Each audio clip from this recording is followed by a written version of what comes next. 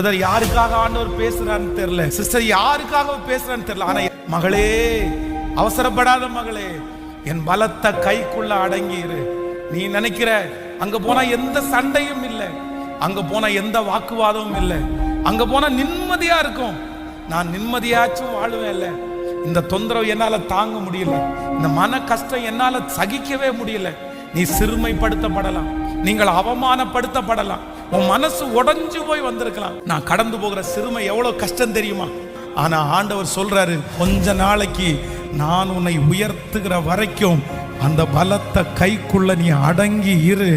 நான் உன்னை தூக்குவேன், நான் உன்னை நிறுத்துவேன், நான் உன்னை அந்த இடத்துல இருந்து எடுப்பேன், நான் உன்னை அங்கீகரிப்பேன், நான் உன்னை மகிமைப்படுத்துவேன், நான் உனக்காக வழிகளை உண்டு பண்ணுவேன்.